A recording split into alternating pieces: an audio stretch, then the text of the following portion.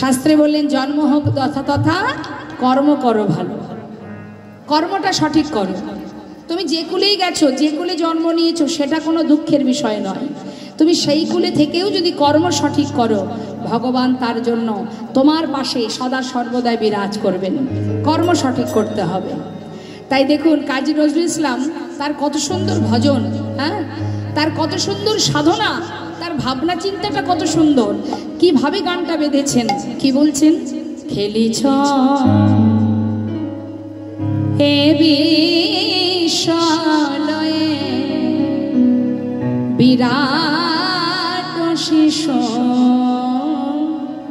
আনমনে খেলিছ এই বিশ্বলয়ে বিরাট শিশু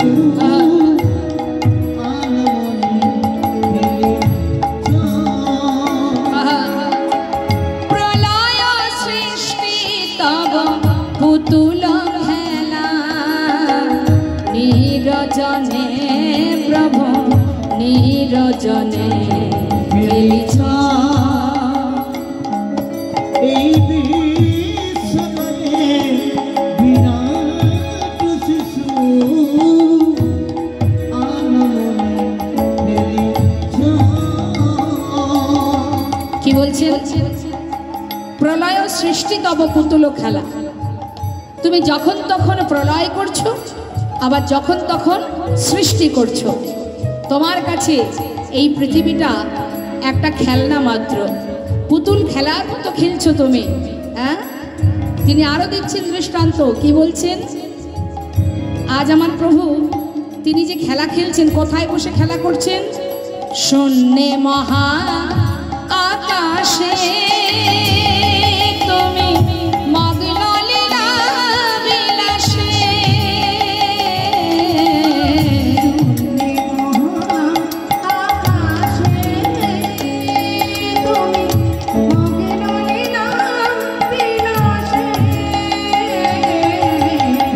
শূন্যে মহা আকাশে তুমি মগ্ন লীলা বিলাসে। ভাঙিছ গড়িছ নীতি ক্ষণে ক্ষণে নিরজনে প্রভু নিরজনে খেলিছ এই বিশ্বলয়ে বিরাট শিশু আনমনে খেলিছ।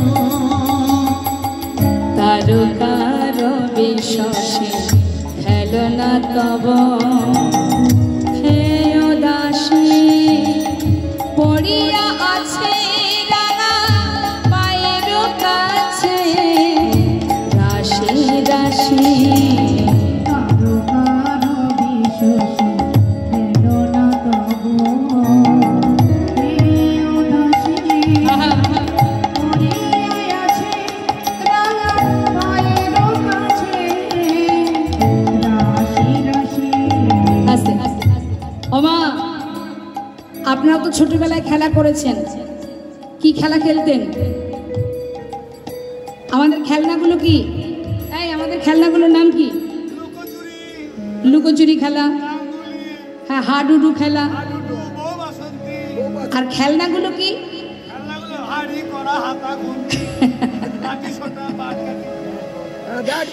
তাহলে আমাদের খেলনা কি মা? আমরা লুডো খেলি, ব্যাট বল খেলি, তাই না? কত রকমের খেলনা আছে। আর গোবিন্দ তিনি যে খেলা করছেন মা, গোবিন্দের খেলনাগুলো কি বলছেন? তারকার বিশ্বসে খেলনা তব হেয় দাসী পড়িয়া আছে রাঙা পায়ের কাছে রাশি রাশি।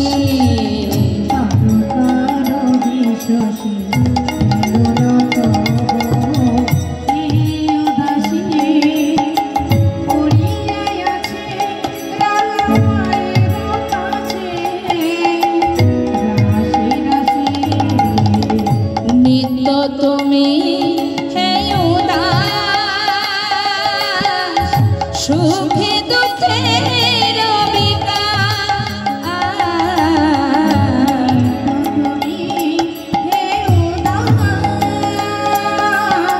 সুখে দুঃখের বিকাশ মৃত তুমি হে উদাস সুখে দুঃখের বিকাশ হাসিছ খেলিছ তুমি ক্ষণে ক্ষণে নিরজনে প্রভু নিরজনে খেলিছ নিতাই গৌর হরি বল গৌর হরি বল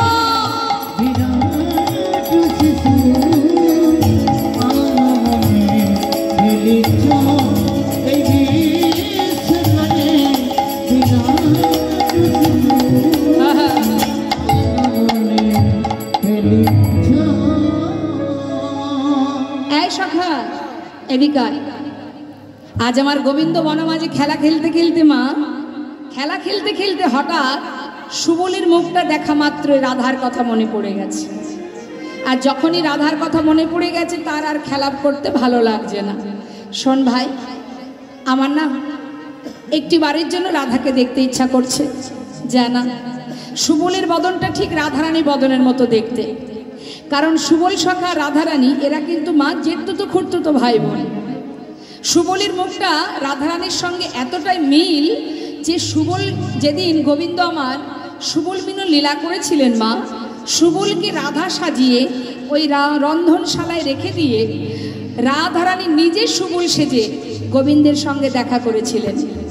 এই লীলাটির নাম হচ্ছে সুবল মিলন।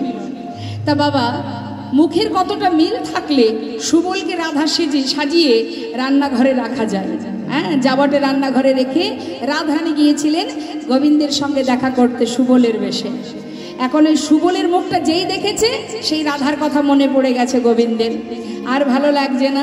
তাই বলছে, ভাই সুবল, তুই তো আমার মরম সখা, জানা একবার আমার রাধারানীকে এনে দেখা। সুবল বলছে, দেখ কানাই, যখন তখন তাকে কি আনা যায়? এই অসময়ে তুই যদি তাকে আনতে বলিস, সে তো বাদিনীর ঘরে থাকে। সুবল বলছে, দেখ শোন, তুই যদি আমাকে এই পৃথিবীর যে প্রান্তে যেতে বলবি আমি যেতে রাজি। তুই যদি আমাকে 7 সমুদ্র 13 নদী পার হতে বলিস আমি রাজি। তুই যদি আমাকে জমের দক্ষিণ দুয়ারে যেতে বলিস আমি যেতে রাজি, কিন্তু তুই ওই জটিলার ঘরে আমাকে যেতে বলিস না। আমি ওই ঘরে যাব না। কেন জানিস? যে ঘরে তোর নিন্দা হয় সে ঘরে আমি যাব না। সুবলের কথা শুনে গোবিন্দ বলছে, দেখ সুবল, সবাইকে আর এক মনের মানুষ হয় রে। কিরে শোন, আমাদের হাতের 5টি আঙুল সবই কি একই রকম? সবই তো আলাদা, সবাই তো একরকম হয় না। আর সাধুর পাশে যদি শত্রু না থাকে সাধুর মর্যাদা কি বাড়বে? হ্যাঁ, রাগ করিস না, এমন করে বলিস না। শোন, দেরি না করে তুই আমার প্রেমময়ীকে একবার এনে দেখা। গোবিন্দের আর খেলা ভালো লাগছে না বলে মা নিজের যত ধেনুবৎস সখাদের হাতে দিয়ে সুবলকে সাথে করে নিয়ে 1 পা 2 পা করে রাধা কুণ্ডের দিকে যাচ্ছে। মহাজন পদাবলীতে বলছেন, খেলা রসে ছিল কানাই,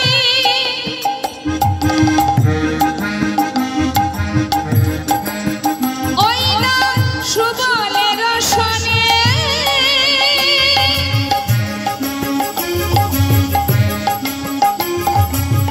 হেন কালে রাধা বদন পড়ে গেল মনে। হরিবল হরিবল নাই গৌর হরিবল।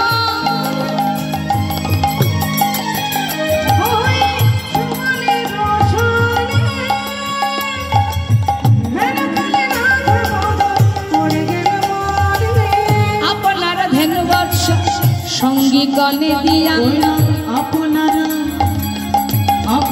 ধনবৎস সঙ্গী গণে দিয়া, রাধা বলে বাজায় বাঁশি শ্রীভঙ্গ হইয়া,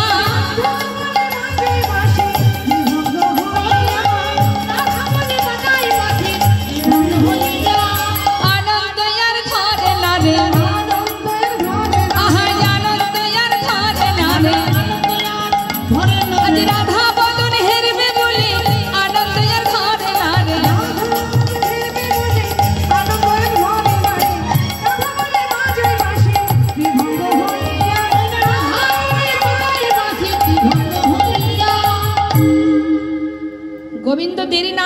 বাঁশি বাজালেন মা। কেন বাজালেন? যে রাধারানী রন্ধনশালায় থাকুক আর যেখানেই থাকুক, সে যেন বুঝতে পারে যে আমি তাকে দেখতে চাই। নিতাই গৌর হরিবল হরিবল। এখন বাঁশি তো বাজলে শুনলো কে? যার যেমন কান সে তেমন শুনলো। বাঁশি বাজে একই সুরে, যার যেমন কান সে তেমন শোনে। এখন গোবিন্দ বৃন্দাবনে গোষ্ঠ মাঝে গিয়ে, বনমাঝে গিয়ে বাঁশি বাজাচ্ছে, আর কে কি শুনছি শুনুন কি বলছে। মাতা যশোমতি শোনে।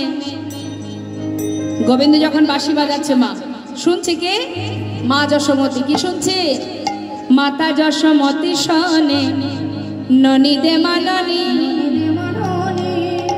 আর সখা গান শোনে বাঁশি। আহা, আজ নন্দ উপানন্দ শোনে এই তো বাধায়ানি। সখাগণ শোনে বাঁশি চলে গোঠে যায়, আমার রাধা রানী শোনে বাঁশি একবার ঘাটে সরা।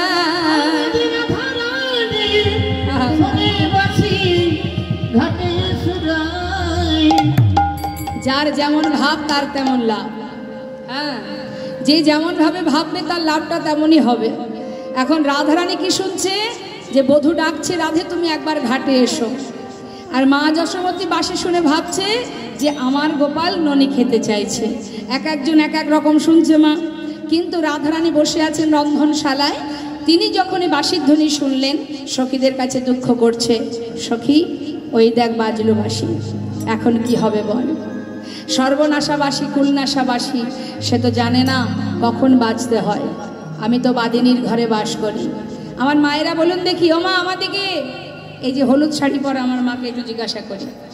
রাধারানীর, আচ্ছা হাসির কিছু নেই, হাসার কি আছে? বলছি রাধারানীর শ্বশুর বাড়ি কোথায় বলুন? জানেন শ্বশুর বাড়ি কোথায়? জানেন না? আচ্ছা বাপের বাড়ি কোথায় জানেন? তাও জানেন না। কোথায় রাধারানীর বাপের বাড়ি কোথায়? জানে না। আপনার বাড়ি কোথায়? কিপুর, কিশোরপুর, ওটা আপনার বাড়ি? হ্যাঁ, কিশোরপুরে আপনার বাড়ি। আপনি তাও জানেন না আপনার বাড়ি কোথায়। নিতাই গৌর হরি হরি। ওই কিশোরপুর বলুন আর হরিপুর বলুন, ওখানে আপনার বাড়ি নয়, আসল বাড়ি ওটা না। হ্যাঁ, ওপরে যেতে পারবো তো, ভজন যদি ভালো থাকে তবে তো যেতে পারবো। রাধারানীর বাড়ি কোথায় জানি না, তার বাপের বাড়িটাও জানি না, শ্বশুর বাড়ি নাই জানলাম না, বাপের বাড়িটা কোথায় মা?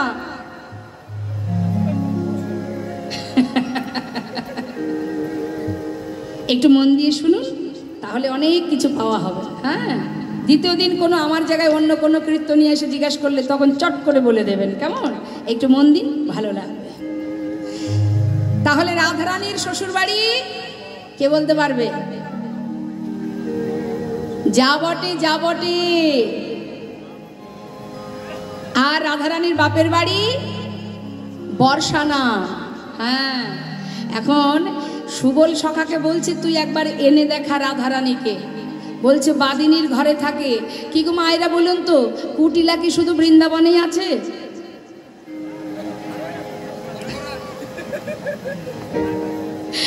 ঠিকই বলেছে, ঘরে ঘরে আছে। কুটিল মতি যার সেই তো কুটিলা। হ্যাঁ, হরি বল হরি বল। এখন সুবল বলছে যে আমি ওই ঘরে যেতে পারবো না, তুই এক কাজ কর, তুই মা যোগমায়াকে স্মরণ কর। ও মা যোগমায়াকে, যোগমায়া হচ্ছেন লীলার সহায়কারিণী মা যোগমায়া যোগেশ্বরী, যিনি কংসের হাত থেকে উঠে গিয়ে বলেছিলেন তোমারে বধিবে যে গোকুলে বাড়িছে সে, ইনি হচ্ছেন যোগমায়া, যিনি ভগবানের সাথে সাথে এসেছেন বাবা ধরাতে লীলাকে রক্ষা করবার জন্য। আর মা দুর্গা তিনি কে? তিনি হচ্ছেন মহামায়া। হ্যাঁ, তা মহামায়া হচ্ছে বহিরঙ্গ শক্তি, আর যোগমায়া হচ্ছেন গোবিন্দের অন্তরঙ্গ শক্তি। আর যেই না যোগমায়াকে স্মরণ করতে বলেছেন, সঙ্গে সঙ্গে দেরি না করে যোগমায়াকে স্মরণ করছেন গোবিন্দ।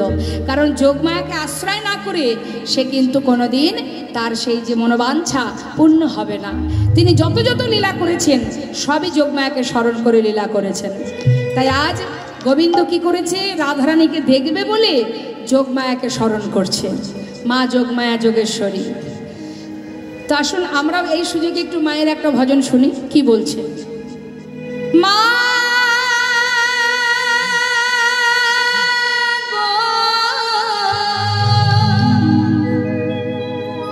আমার মা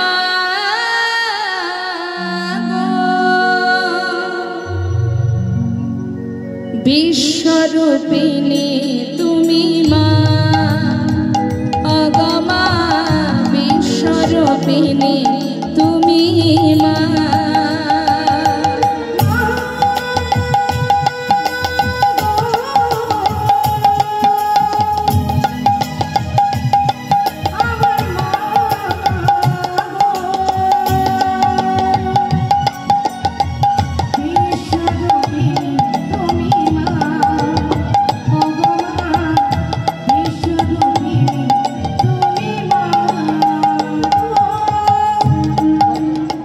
কত না রূপী লয়ে কত না লীলা কর,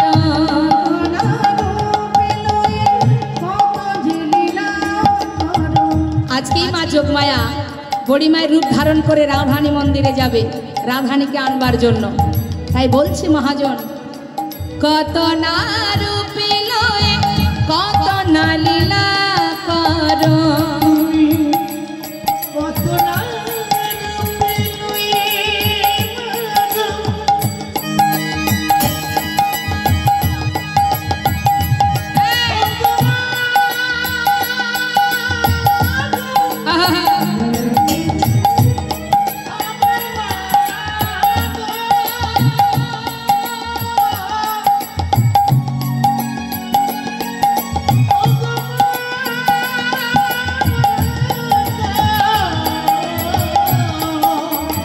কত না রূপী লয়ে কত না লীলা কর, সকলই তোমার মহিমা।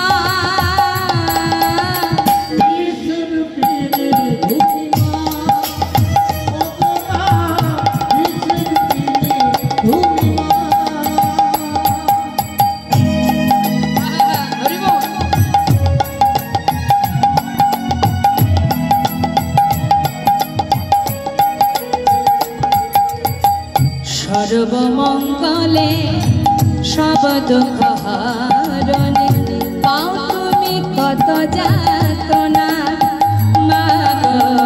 সর্বমঙ্গলে সব দুঃখ হরণে পাও তুমি কত যাতনা। তুমি যারে কৃপা করে জানা জানিতে পারে,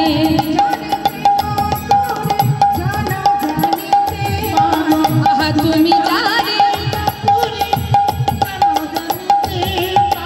সকলে তোমার মহিমা, মা বিশ্বরূপিণী তুমি মা। জয় বল হরি বল হরি বল।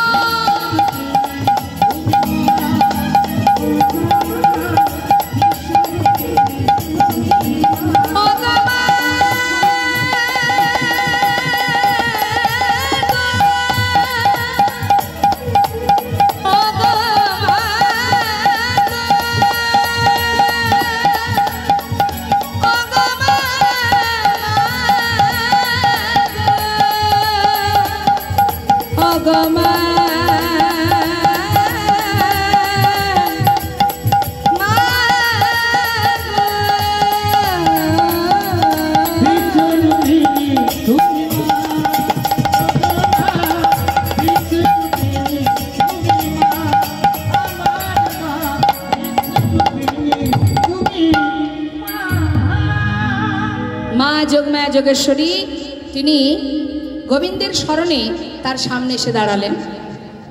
বলো প্রভু তুমি কেন স্মরণ করেছ? মা একবার রাধারানীকে এনে দেখাও। যেই বলেছে এনে দেখাও, মা যোগমায়া বললেন যখন তখন তাকে তো আনা যাবে না, তাকে আনতে গেলে একটা ছলনার আশ্রয় নিতে হবে। তাহলে কি ছলনা করা যায় না, তুমি এই পথের ধারে একটি মঙ্গল ঘট স্থাপন করে দানি সেজে দাঁড়াও, আর আমি মথুরার হাটে বিকিকিনির ছলা করে রাধারানীকে বাহির করে নিয়ে আসবো। তো এখন মা গোবিন্দ দাঁড়িয়ে আছে দানি সেজে। দেখুন তিনি যে দানি সেজে দাঁড়িয়ে আছে, দান কিন্তু অনেক রকমের আছে, তামসিক দান, রাজসিক দান, সাত্ত্বিক দান, হ্যাঁ, অন্নদান, বস্ত্রদান, রক্তদান, দেয় তো সবাই, এটাও দান।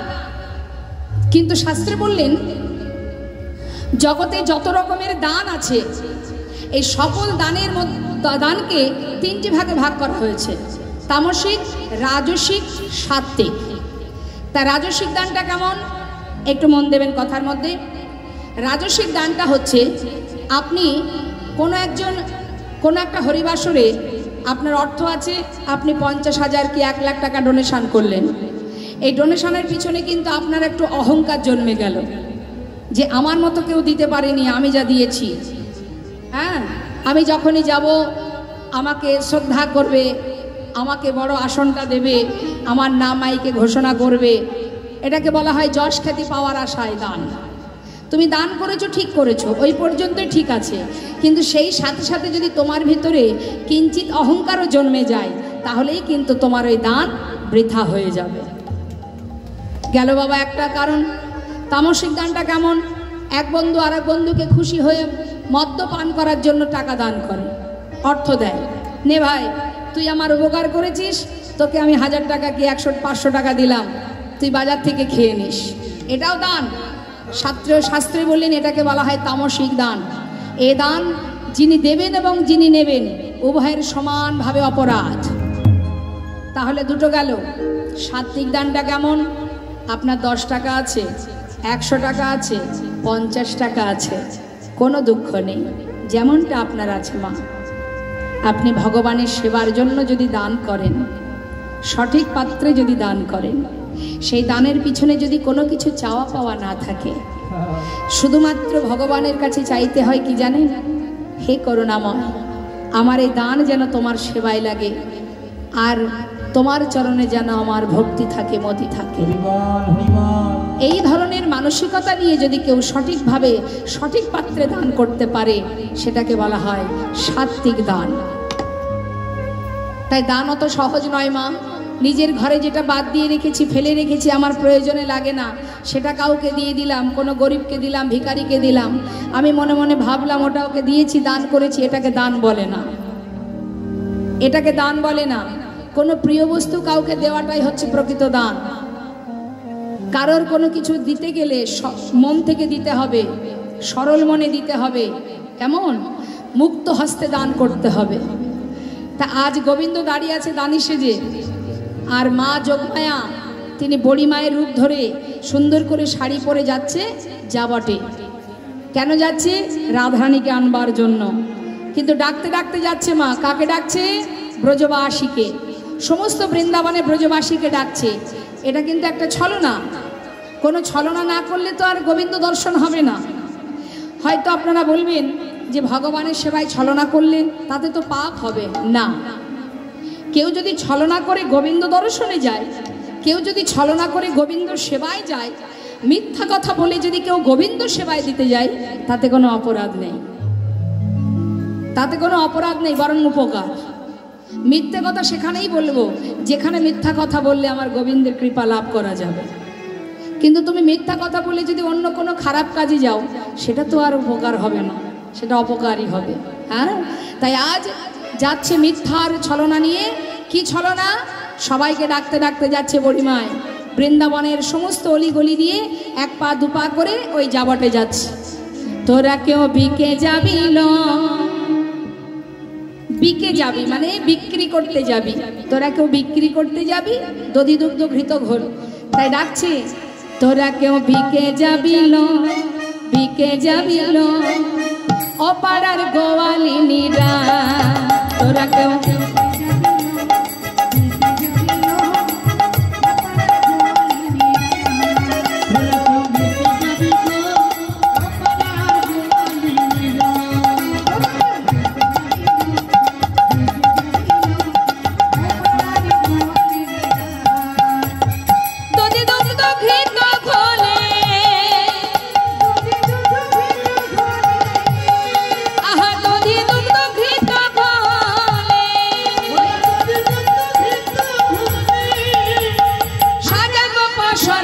তোরা ফিরে যাবি গো।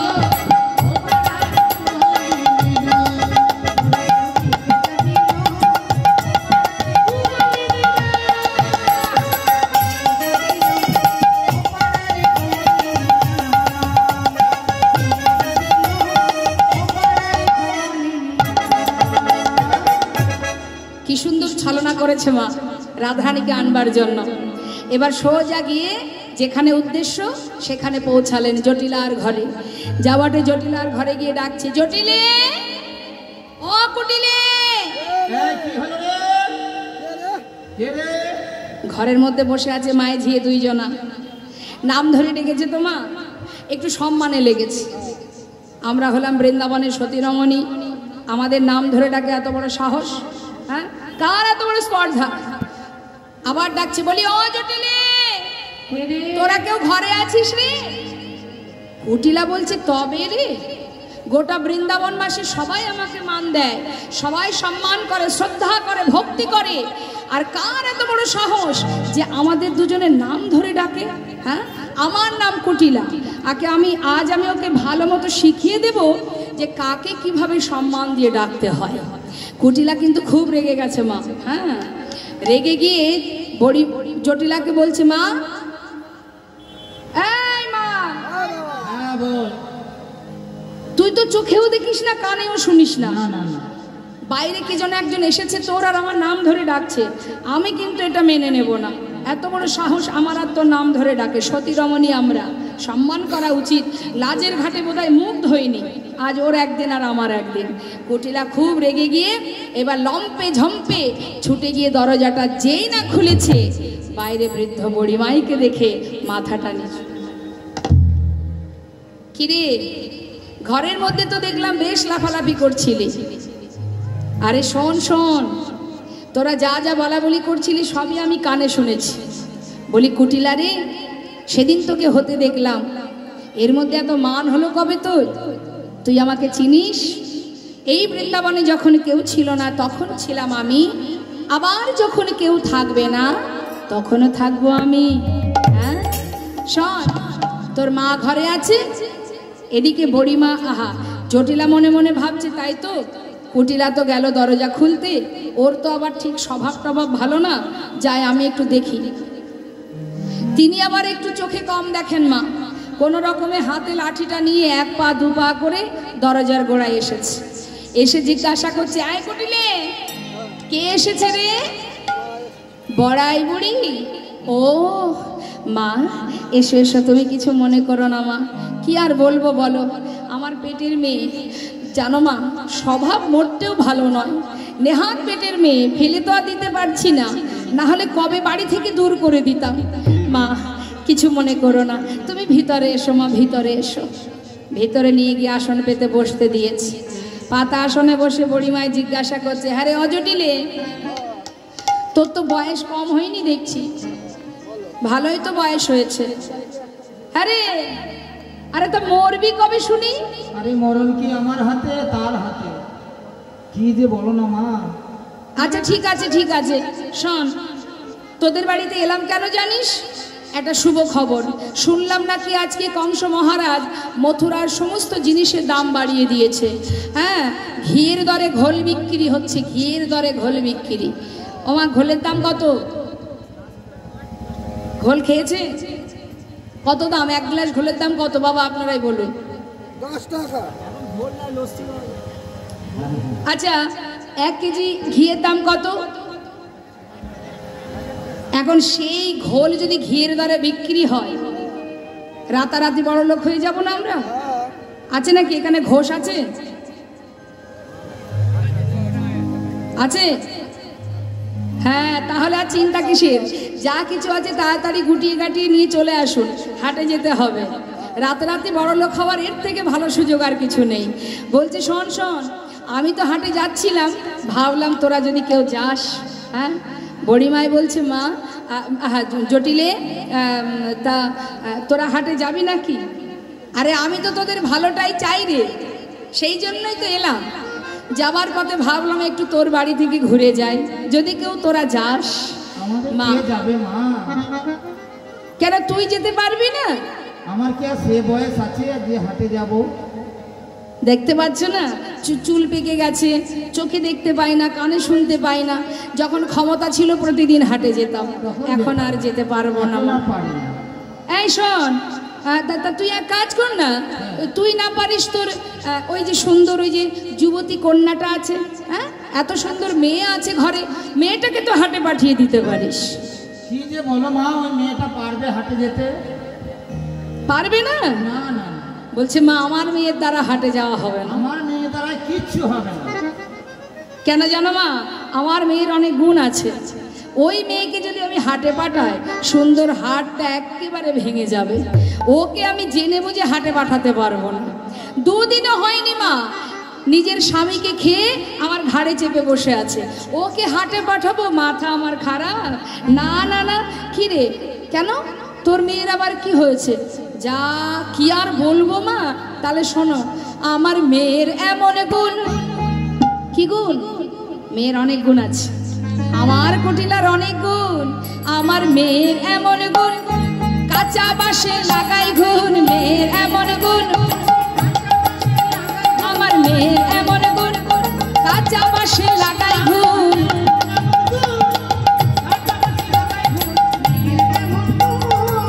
মেয়ের এমন গুণ, জলেতে লাগায় আগুন।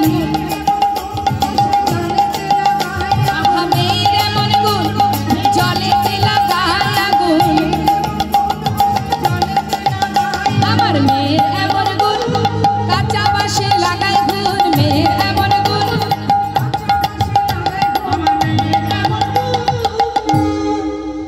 শুধু কি তাই? কাঁচা বাঁশে ঘুণ ধরাতে পারে, জলে আগুন লাগাতে পারে।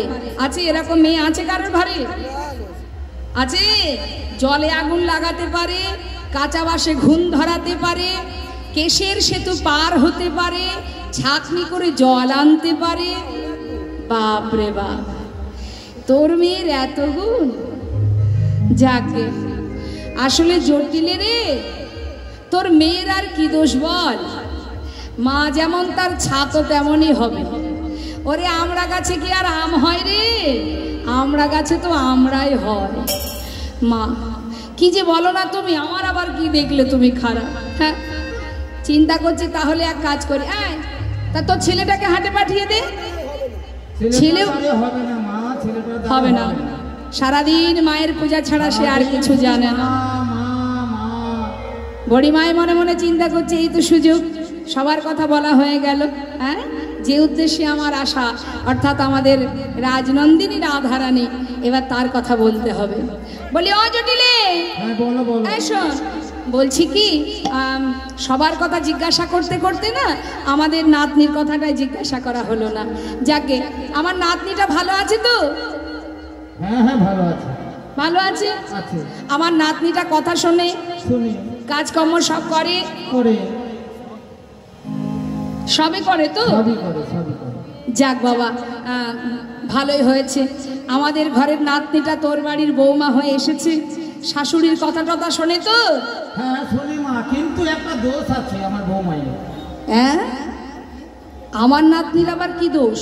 দোষ আছে, ওই যমুনার ঘাটে জল আনতে গিয়ে একবার এদিকে তাকায়, একবার ওদিকে তাকায়। তার মানে এদিক ওদিকে তাকায়? হ্যাঁ গো মা, কি আর বলবো। কেন জানো আমি যমুনায় পাঠাই না? এই কারণে, যমুনায় যাওয়ার নাম শুনলেই হয় একবার এদিক আর একবার ওদিক, এই দিকে ওই দিকে করতে করতে যায়। কি জানি কোন দিকে তাকায়, কাকে খোঁজে। বড়ি মায়ের তো বোঝা সারা মা। বলছি ছি ছি ছি ছি ছি ছি, এমন কথা? হ্যাঁ, এমন অলক্ষণী কথা। দাঁড়া দেখছি। বলি ও রাজনন্দিনী, এইদিকে দেখি দেখি দেখি। বাবা বাবা, নাতনি, ও নাতনি, শোন না, ওই যে তোর শাশুড়ি বলছে তুই নাকি যমুনায় জল আনতে যাবার পথে ওই একবার এদিক আর একবার ওই দিক তাকাতে তাকাতে যাস। কি রে, ছি ছি ছি ছি, এমন কথা শুনলে আমাদের খারাপ লাগে না? শোন, আজ আমি তোকে হাটে নিয়ে যাব। হ্যাঁ, তো হাটে যাওয়ার সময় কোনো দিকে তাকাবি না। তুই এক কাজ কর, শাশুড়ি চরণ ছুঁয়ে কথা দে যে আমি যে তোকে নিয়ে যাব, তুই কোনো দিকে তাকাবি না, সোজা পথে তাকাবি। নে, কথা দে। ননদি, শাশুড়ি পা ছুঁয়ে কথা দিলাম ননদি, তুমি নিজের চোখে দেখো। হ্যাঁ দেখছি, বলো। আমি এদিক ওদিক আর কোনো দিকে তাকাবো না, সোজা যাব, কিন্তু বাঁকা পেলে দাঁড়িয়ে যাব। আমার রাধারানী বলিছেন বড়িমাই,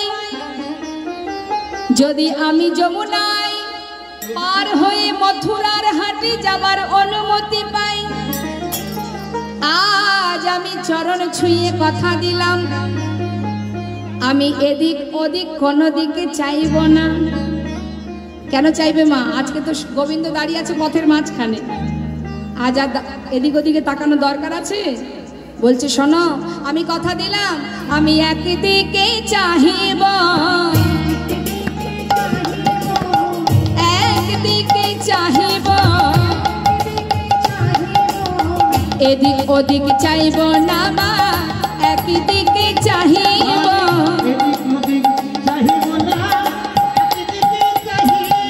আমি এদিক ওদিক চাইব না মা, একদিকে চাহিব।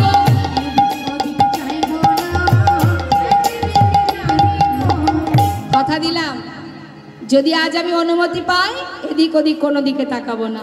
পথের মাঝে গোবিন্দ দানি সেজে দাঁড়িয়ে আছে। তা হ্যারে জুটিলে, তাহলে এবার তোর বৌমাকে মানে আমার নাতনিকে হাটে নিয়ে যাব।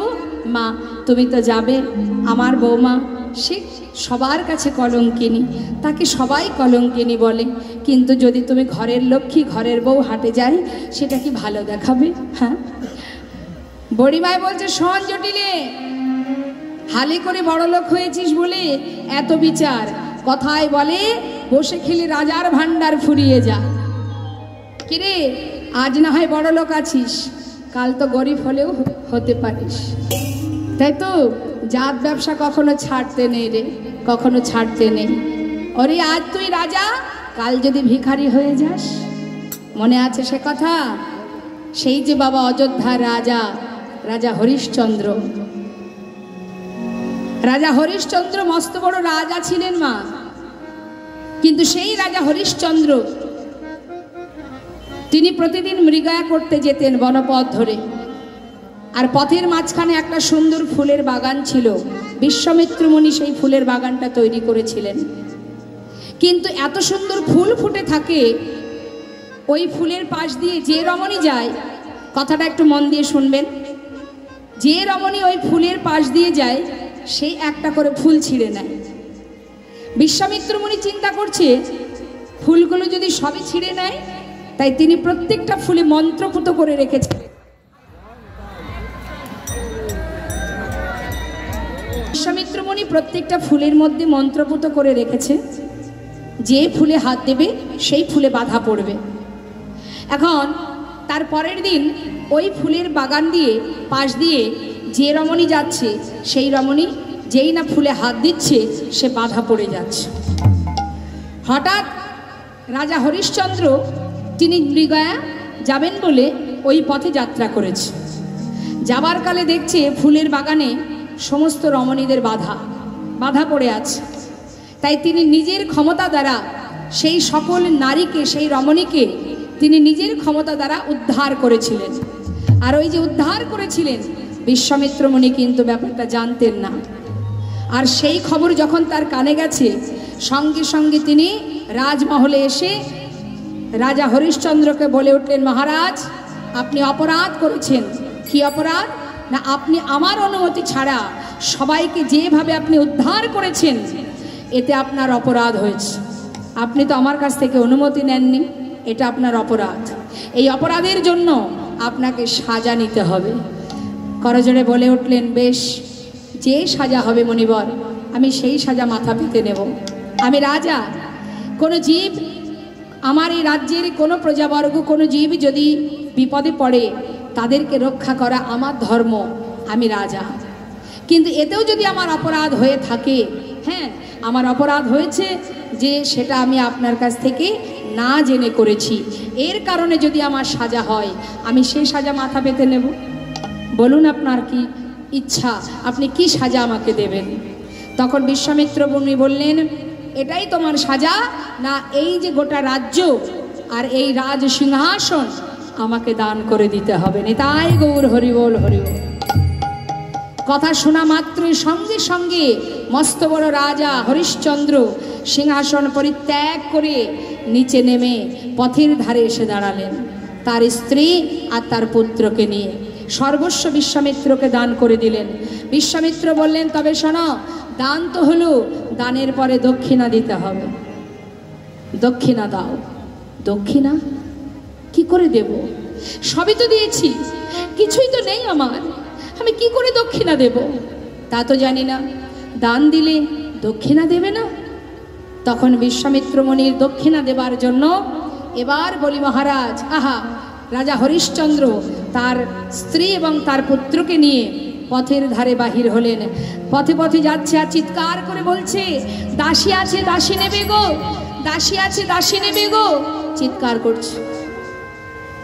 বিক্রি করবে বাবা, নিজের স্ত্রীকে বিক্রি করে সেখান থেকে যা কড়ি পাবে সেটা দিয়ে দক্ষিণা দেবেন বিশ্বামিত্র মুনিকে। চিৎকার করে যখন ডাকছে তখন একজন সাধু এসে বললেন, আমার দাসী চাই আমার ঘরে বিষ্ণু সেবার জন্য। সেই সন্তান এবং তার স্ত্রী দুজনকে সেই সাধুর কাছে বিক্রি করে সেখান থেকে যে কড়ি পেল মা, আর নিজেকে বিক্রি করে দিল কাশীধামে কালুডোমের কাছে। নিজেকে বিক্রি করে দিল কালুডোমের কাছে, সেখান থেকে যে কড়ি পেল, এই দুই দিক থেকে কড়ি একত্রিত করে বিশ্বামিত্র মুনিকে দক্ষিণা স্বরূপ দান করে দিলেন। সেই দিন থেকে মস্ত বড় রাজা হরিশ্চন্দ্র ওই কালুডোমের কাছে কর্ম করতেন। কি কর্ম? শ্মশানে মরা পোড়ানোর কাজ। আহা, এত বড় রাজা হয়ে আজ তার এক কড়িও কাছে নেই। এই তো ভাগ্যমা, ভাগ্যের লেখন কে খণ্ডাবে। এদিকে দেখতে দেখতে কিছুদিনের মধ্যে বাবা তার স্ত্রী শৈবা আর সন্তানের নাম রুইতাস্য, তারা দুইজনে গেছে বনের মধ্যে ফুল তুলতে। ফুল তুলতে গিয়ে সর্পদংশনে শিশুটির মৃত্যু হয়। মৃত সন্তানকে নিয়ে যখন শ্মশানে এলো শৈবা, শ্মশানে এসে দেখছে যে তারই স্বামী মরা পোড়ানোর কাজ করছে। আহা, স্বামী সন্তানকে দেখে চোখের জলে বুক ভাসিয়ে কাঁদছে। মৃত সন্তানকে শ্মশানে নিয়ে গিয়ে তার শেষকৃত্য যে করবে, শ্মশানের একটা নিয়ম আছে, কাউকে যদি দাহ করানো হয় শ্মশানে 16 আনা দিতে হয় বাবা, 16 আনা দিতে হয়, এটা নিয়ম। কিন্তু আজ হরিশ্চন্দ্রের কাছে 16 আনাও নেই। তাই রাজা হরিশ্চন্দ্র সেই মৃত সন্তানকে কোলে করে গঙ্গার ঘাটে বসে বসে চোখের জলে বুক ভাসিয়ে কাঁদছে আর বলছে, মাধব, একটা বার দেখো, ভালো করে চেয়ে দেখো, এই দেখো আমি সেই রাজা, এমন সাধের রাজ্য ছাড়ি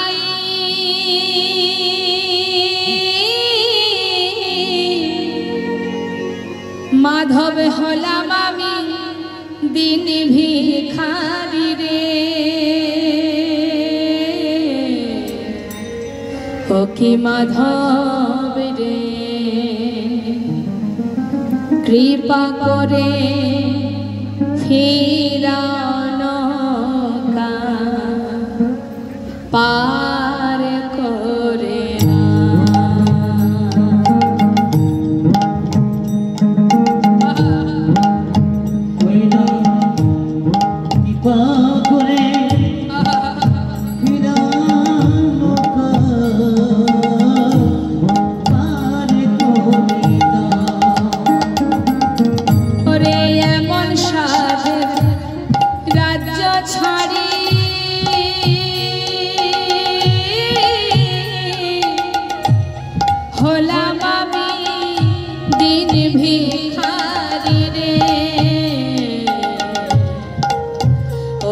মাধব রে,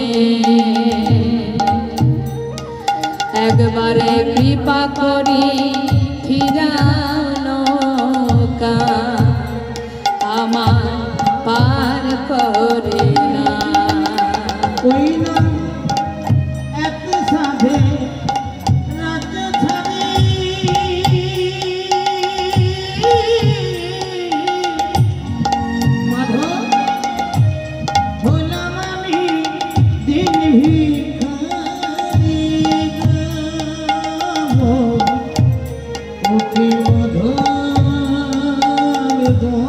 হরি বল কৃপা করে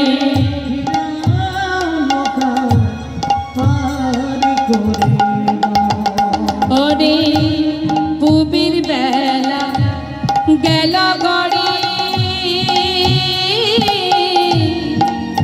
অবাধ নাই গয়ামা পারের করি রে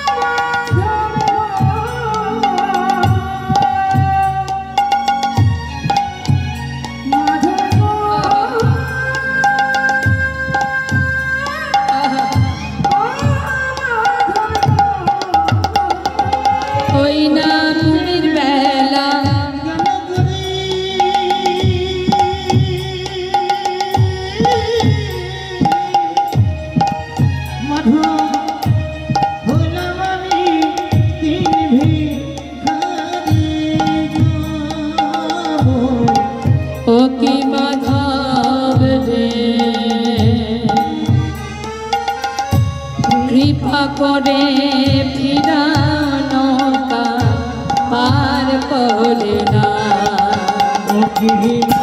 হরি বল তাই গৌর হরি বল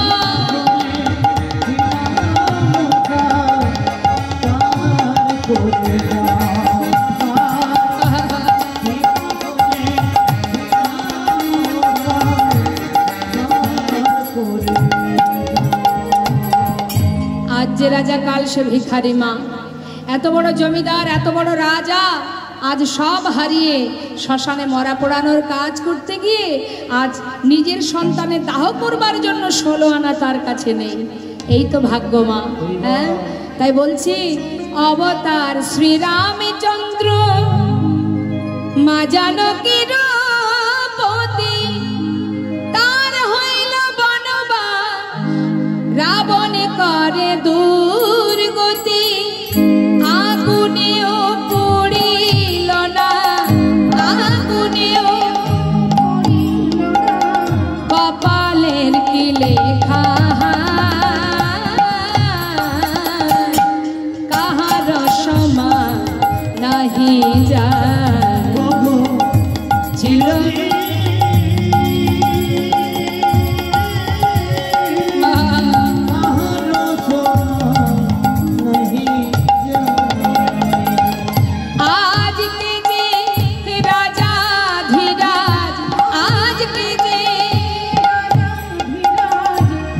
সে ভিক্ষা চায় কাহার সমান নাহি যায় হরি বল গায় গৌর হরি বল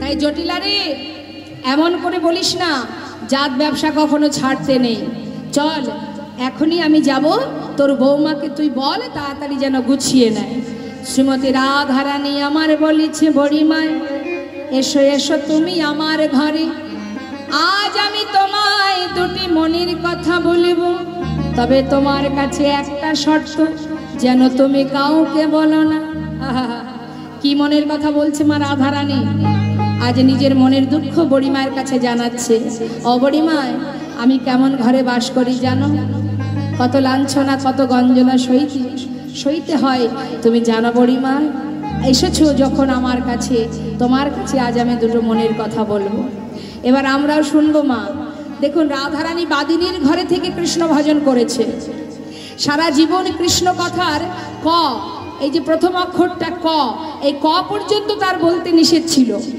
তাহলে এত কষ্ট এত লাঞ্ছনা সহ্য করে সে গোবিন্দ ভজন করেছে আর আমরা যদি একটুখানি কষ্ট পাই আমরা আর ভগবানকে ডাকি না কেন জানেন আমরা ভগবানকে ভালোবাসি আমাদের স্বার্থ পূরণের জন্য কোন স্বার্থ এই জাগতিক জগতের স্বার্থ এই পৃথিবীতে যে সুখগুলো আছে এই সুখ পাওয়ার জন্য ভগবানকে ভালোবাসি ভগবানকে ঘরের মধ্যে রেখেছি ঘরের কোণে আছেন ভগবান সারাদিন ধরে রান্নাঘরে কেটে যাচ্ছে বাড়ির 5 জন ব্যক্তি, 5 জনের 5 থেকে 10 রকমের রান্না করতে করতে।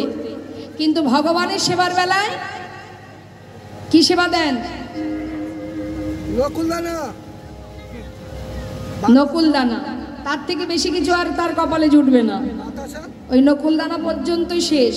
খেলেও নকুলদানা, না খেলেও নকুলদানা। কিন্তু আমরা কি 365 দিন নকুলদানা খেয়ে থাকতে পারবো?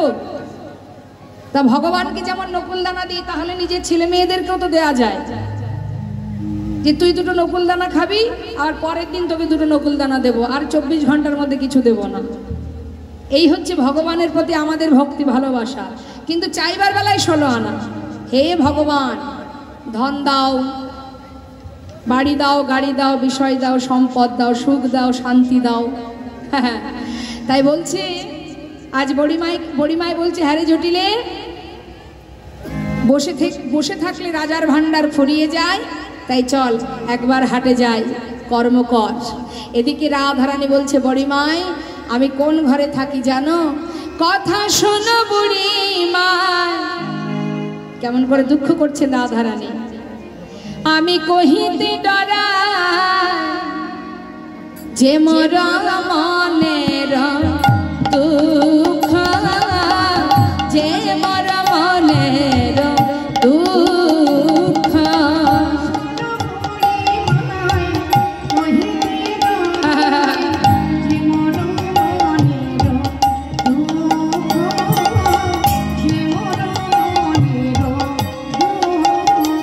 কথা করে না কহবি। এই পদগুলো এত সুন্দর বাবা, যতই শুনি তত শুনতে ভালো লাগে, কত প্রেম। বলছেন কি বড়িমায়, কথা করে না কহবি, বড়িমায় শপথ আমার দেখাবি সচাদ মুখ।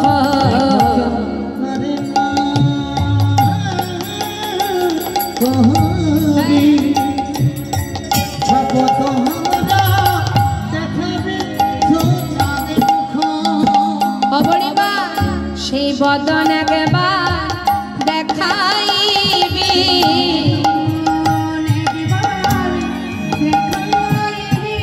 যারে না দেখিলে প্রাণে মরি, সেই বদন আমার দেখাইবি।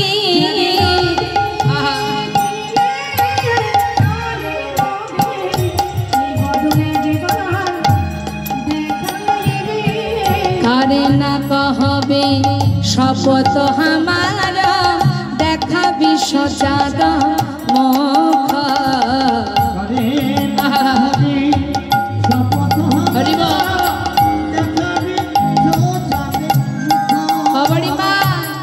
বাঘিনী মাঝারে, ও মা বাঘিনী কাকে বলে? ওই মাকে ডেকে দিন, ওই যে ঘুমাচ্ছে পড়ে যাবে। যত ঘুম সবই কীর্তনে এসেই হয়, দেখবেন অন্য সময় ঘুম পায় না, এই কীর্তন শুনতে বসলে ঘুম আসে। ভালো না বাসলে ঘুম পাবে, ভালো যারা বেসেছেন তাদের চোখে ঘুম নেই। ওমা ঘুম আসছে? কটা বাজে? 6টা বাজে মনে হয়, এখন 6:30 বাজে। এখনই ঘুমালে হবে? আসছে দিন, সবার জীবনে আসবে, সারা জীবনের মতো ঘুম পড়িয়ে দেবে। মন চাইলে আর তাকাতে পারবেন না।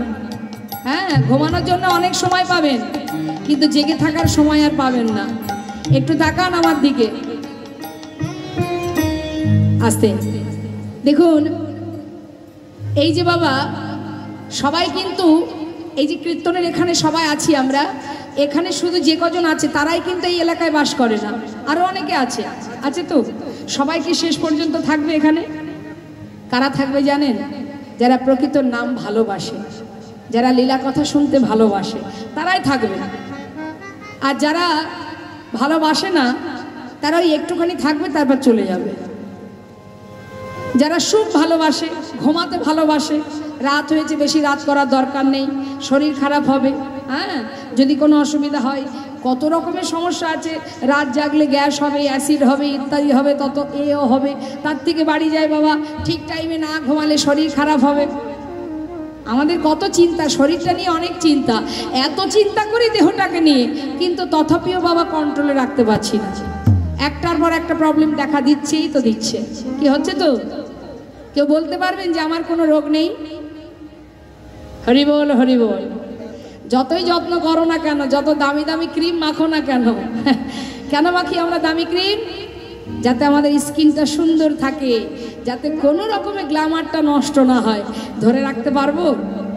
যতই দামি দামি ক্রিম মাখো, যত দামি কোম্পানি মাখো না কেন, সময়ের সাথে সাথে চোখেও দেখবো না, কানেও শুনবো না, চুলও পাকবে, দাঁতও পড়বে। দেয়ালে যখন বয়স হয়ে যাবে না, অটোমেটিকলি তখন দেয়ালের থেকে ঘুম ধরা শুরু হয়ে যাবে, খসে খসে পড়বে সব। তা যতই যাই করো না কেন, জীবনে যতটুকু টাইম জেগে আছি এটুকুই আমাদের পরম পাওয়া। ঘুমিয়ে পড়লে তো হয়ে গেল সারা জীবনের মতো। আর কত ঘুমাবেন? একবার বিচার করে দেখুন, কত আর ঘুমাবো আমরা? হ্যাঁ, 24 ঘন্টার মধ্যে সারাদিন সংসারেই কেটে যায়। মাত্র 2-3 ঘন্টা এখানে এসেছি আমরা কীর্তন শুনতে। এই কীর্তন শুনতে এসে যদি আমাদের এখন ঘুম পায়, তাহলে উপায় কি আমাদের? হ্যাঁ, দেখি হাত তুলুন তো মা, তুলুন, হাত তুলুন। পা দুটো লম্বা করা হয়ে গেছে, আর দেহটুকু পাতিয়ে দিলেই হয়ে যাবে। হ্যাঁ হ্যাঁ, কই দেখি হাত আছে, কার কার হাত আছে দেখি? হাত নামাবেন না, তুলুন হাত। হ্যাঁ, এবার হাতে তালি দিয়ে সবাই মিলে আমার সঙ্গে একবার হরিনাম করুন। চলো চলো নয়নে হাসি মাখা বদনে, চলো চলো নয়নে হাসি মাখা বদনে, আনন্দ কাননে একবার ভ্রময়নী বা। হরি বল, হরি বল মন রে আমার, হরি বল, হরি হাতে তালি দিয়ে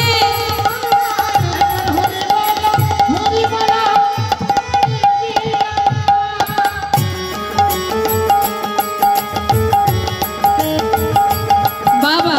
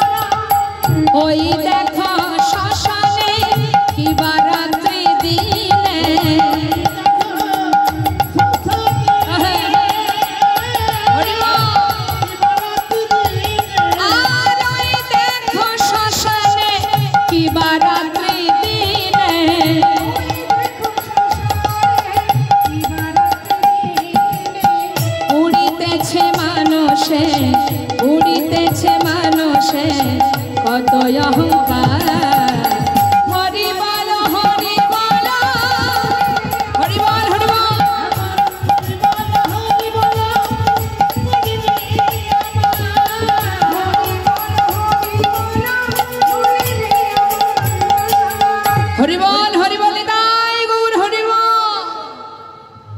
আর ঘুমালে হবে না। আজ আমার প্রেমময়ী রাধারানী বড়ি মায়ের কাছে দুঃখ করছে। বড়ি মায়, কি আর বলবো তোমার কাছে। বড়ি মায় কালারো ভরমে জলদোনা হেরি না যায় যমুনা তটে, পাড়ায় পাড়ায় সবে কানাকানি মোর প্রতিবাদ রটে। কথাটা কি বললেন মা? বাঘিনী মাঝারে বসত হামারো, না ছাড়ি দীঘল শ্বাস, কি কহব বিশেষ আঙ্গিনা বিদেশ, না পড়ি নীলম বাস। এই যে লাইনগুলো, এই যে কথাগুলো আমি বলছি মা, শব্দগুলো প্রত্যেকটা ব্যাখ্যা করে দিচ্ছি। কি বলছে? বাঘিনী মাঝারে বসত হামারো, রাধারানী যেখানে বাস করেন সেখানে কে না বাঘিনী বাস করে। বাঘিনী মানে কে? শাশুড়ি ননদিনী। তাদের মাঝখানে আমি বাস করি। না ছাড়ি দীঘল শ্বাস, আমি দীর্ঘশ্বাস ছাড়তে পারি না। আর কি কহব বিশেষ আঙ্গিনা বিদেশ, বিশেষ একটা কথা কি, সব থেকে গুরুত্বপূর্ণ কথা এটাই, সারাদিন চার দেওয়ালের মধ্যে আমি বাধা থাকি বড়ি মায়। যদি কখনো শাশুড়ির অনুমতি পেয়ে ঘর থেকে উঠানে পা রাখি, ঘরের সামনে যে উঠান থাকে না মা, বলছে ঘর থেকে যখন বাইরে পা রাখি তখন যেন মনে হয় আমি বিদেশে এসেছি। নিতাই গৌর হরি বল। উঠানটাকে যেন মনে হয় তার কাছে বিদেশ। এমনভাবে সারাদিন ঘরের মধ্যে বেঁধে রাখতেন জটিলা কুটিলা। শুধু কি আর শাশুড়ি ননদিনী, এই পাড়াপড়শিও আমাকে কলঙ্কিনী বলে। বড়িমায় বলছে তুই তাদের কিছু বলিস না। ওরা যখন আমাকে কলঙ্কিনী বলে গালি দেয়, আমি ওদের বলি তোরা আবার বল। কেন জানা বড়িমা? যে নাম আমি ঘরে শুনতে পাই না, সেই নাম যখন ওরা উচ্চারণ করে, আমি দাঁড়ায়ে দাঁড়ায়ে শুনি।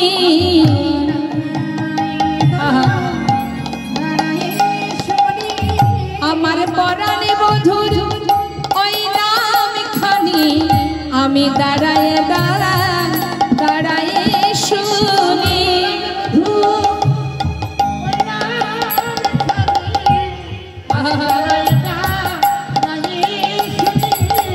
বলি আমার তোরা আমার দাঁড়ায়ে দাঁড়ায়ে শুনি।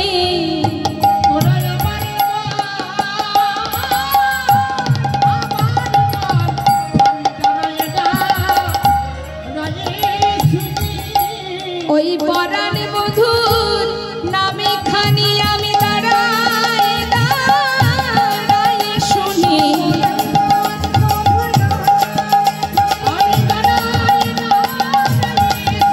তোরা আবার বল তাই গৌর হরি বল।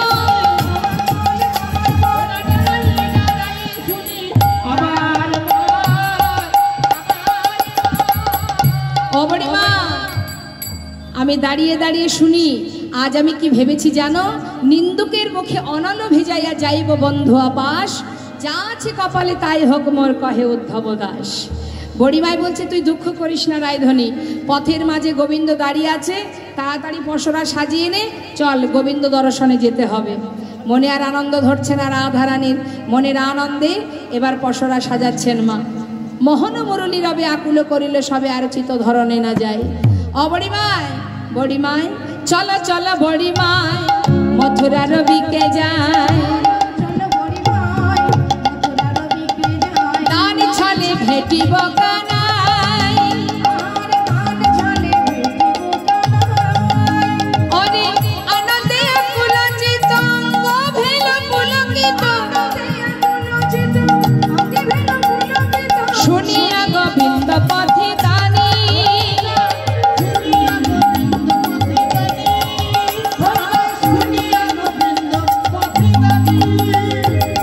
সুবর্ণের ভাণ্ড ভরি দধি দুগ্ধ ছানা পুরি। কি কি জিনিস নিয়েছে মা? সুবর্ণের ভাণ্ড ভরি দধি দুগ্ধ ছানা পুরি, সারি সারি পশরায়